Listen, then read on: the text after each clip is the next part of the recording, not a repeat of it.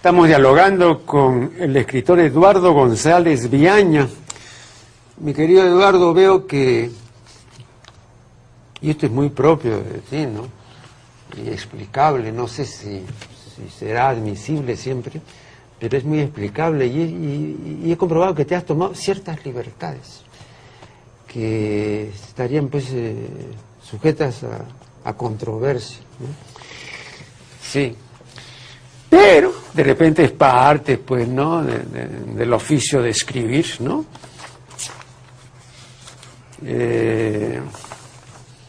Yo me las tomaría todas porque me gusta, yo creo que el oficio de escribir es el oficio de la libertad. Claro, pero en este caso te quiero plantear cosas bien concretas. Por ejemplo, me he preguntado leyendo tu obra, ¿no?, ¿qué es el anacronismo? Y entonces digo, el anacronismo es un error de la cronología que consiste en atribuir a una época realidades, situaciones o conductas pertenecientes a otra época, ¿no?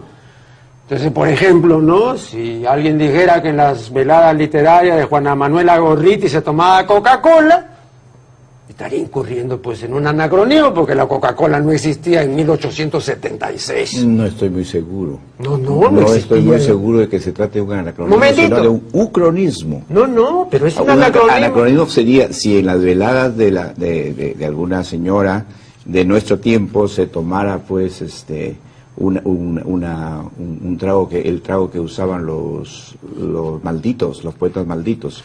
No, o sea, se usaría una cosa del pasado en nuestro tiempo. Pero si algo de nuestro tiempo se usara en el pasado, eso no sería un anacronismo, sería traído de otro tiempo, sería una ucronía en todo caso. No, pero igualmente tú estás atribuyendo, puede ser... en época diferente. Aceptemos, se trata de una ucronía. Bueno, pero voy a esto. No, hay más de una. Vale. Ya.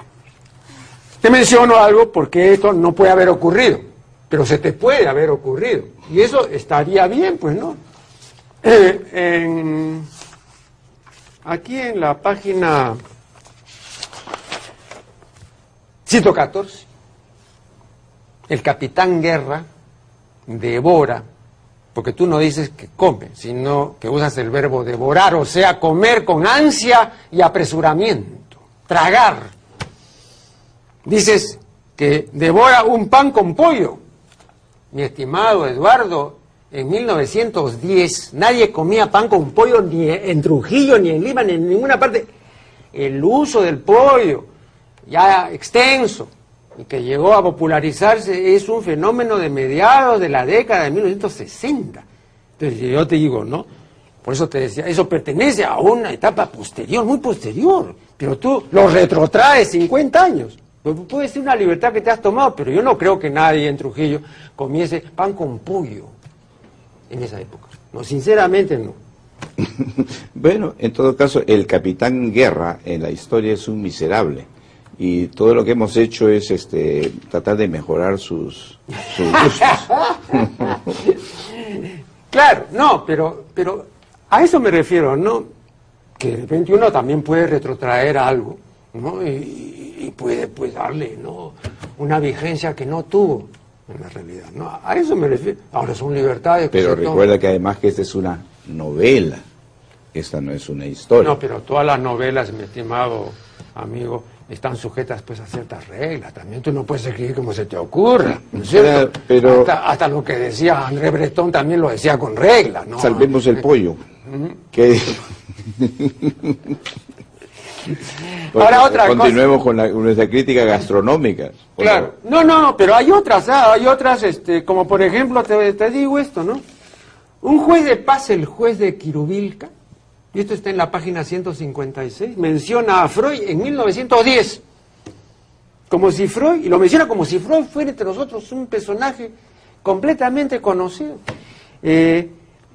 Cuando la verdad es pues, que nadie conocía en el Perú a Freud, en esa época, porque el primer artículo que se escribe en el Perú y que se publica en El Comercio en 1915 es un artículo de Honorio Delgado que se titula El psicoanálisis. A partir de ahí, Incluso se decía, ¿cómo será de sabio Honorio Delgado, que es el único que sabe alemán en el Perú? Entonces había pues escrito y se carteaba con Freud. Pero que un juez de Quirubilca. Perdona, sí, ¿y qué importa que sea Quirubilca? ¿Por qué no puede ser Quirubilca? No, por porque el tiene año, que ser por Lima.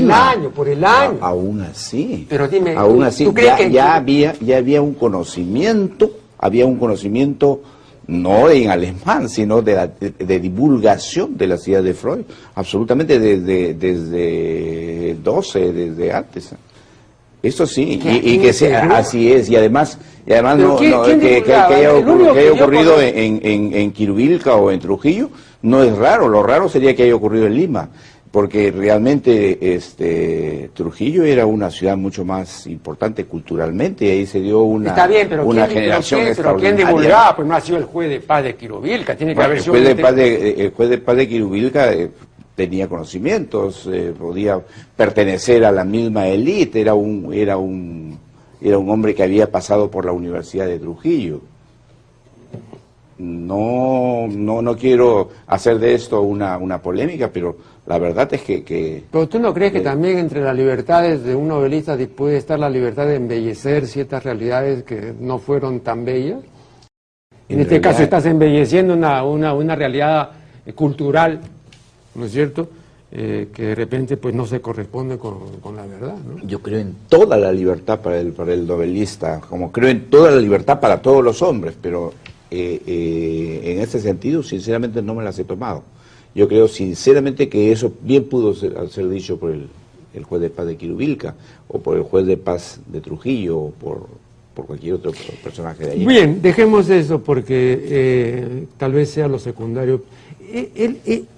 Acabo de leer un libro que me ha enviado muy gentilmente Antonio Belaúnde Moreira, un diplomático de carrera, una persona mayor, ya tiene 80 y tantos años, pero está completamente lúcido, etc. Bueno, ha escrito un libro, ¿no?, que es un enfoque filosófico de Vallejo y de Antonio Machado. Y cuando se ocupa de Vallejo, dice, entre otras muchas cosas, ¿no?, que un día un amigo le confió lo siguiente, le dijo, ¿sabes una cosa? No soporto a Vallejo, hermano. ¿Pero por qué? Porque todo le duele. Entonces, ya basta, ¿no? Bien, esto me trajo a la memoria inmediatamente el comentario no de un crítico, de otro poeta aquí, que llegó a decir que Vallejo era un poeta llorón. Bien. Ahora, estas cosas se han dicho o se dicen como acusaciones. ¿Por qué crees que ocurren? Porque hay un énfasis, ¿no?, en esa realidad triste que sufrió y vivió Vallejo. Yo creo que hay un estereotipo, mi querido Marco Aurelio. Se trata de poner a Vallejo como un hombre sumamente triste, como un desarrapado, como un enfermo. Mira el cuadro que aparece en la portada de mi libro, por favor, ¿podrías mostrarlo? Sí. Es una persona muy elegante en realidad, es una persona muy elegante, pero además se ha querido hacer de Vallejo una sola imagen, la de un tipo que está sosteniéndose la cabeza en un parque de París. Pero ese no es Vallejo, por favor. ¿Quién es ese hombre que se sostiene la cabeza? Vallejo pues, no es tan solo Vallejo. Vallejo no tan solo vivió en esa época. Vallejo fue el joven No, pero puede ser como, digamos, el arquetipo. Igual hay una sola foto de Guevara, que es la que todo el mundo conoce. Pero hay 20.000 fotos de Guevara, igual. Pero es decir, yo me refiero al estereotipo que se ha hecho de Vallejo. El Vallejo triste, el Vallejo que sostiene. Pero acaso un Vallejo pensante, ¿eh? Claro, sí, el claro, triste no lo veo.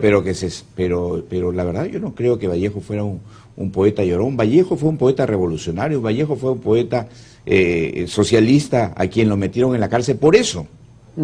Realmente sobre eso no hablan demasiado los apologistas, pero Vallejo fue un prisionero político.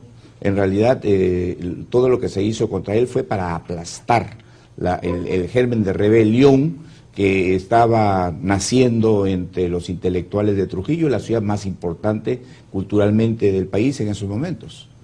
Vallejo, es decir, si uno lee todas las páginas de ese libro, y el expediente es es así aplastante. Es decir, en un momento determinado, el juez, mediante tortura, saca la declaración de un tipo que dice que Vallejo le ha prestado armas para matar a gente. Y el tipo firma esto. El tipo es analfabeto. Entonces, el abogado de Vallejo pide que traigan al tipo a Trujillo. Muy bien, a mitad de camino lo matan. Es decir, todo, absolutamente todo, fue urdido por un abogado que fue juez ad hoc y que era al mismo tiempo el juez de la mina Quirubilca y de Casagrande, ¿no? Exactamente con las mismas, con realidades que nos recuerdan a las de nuestro tiempo. Claro. Vallejo entonces es un poeta, más bien para mí es un poeta revolucionario, es un poeta rebelde, es un poeta que va a plantear un cambio en este país, que lo va a plantear siempre. No es ese llorón que se les inventa todo, ni es ese tipo que no quería venir aquí por rebeldía metafísica. Por favor, olvidémonos de ese. Vallejo es un poeta revolucionario. Bueno, desgraciadamente el tiempo se ha vencido y solo nos resta agradecer en primer lugar a Eduardo por haber venido y haber sostenido con el que habla una conversación acerca de esta última obra, y recomendar al público que no deje pues de leer esta contribución importante. Repito, no es no es novela sensu stricto, ¿no? Porque aquí hay mucho de realidad, ¿no? De modo que es una combinación. Yo diría que hay más realidad que ficción, ¿eh? Sí. Sí. No es una novela. Vallejo en los infiernos es Vallejo en los infiernos, así de sencillo. Sí. Claro, y te agradezco por esta conversación. ¿Qué otra obra estás...? Bueno, al mismo tiempo que Vallejo en los infiernos estoy presentando otra novela. Ajá. Que se llama ¿Quién no se llama Carlos? Ajá. Que proviene de un verso de Vallejo. Claro. Carlos es un gato en ese caso. Es una novela publicada por una editorial española que se llama SM y que trata de promover la lectura entre los jóvenes. Muy bien, entonces muchísimas gracias pues a Eduardo González Viaña, y con ustedes será hasta el siguiente segmento en este programa La Función de la Palabra.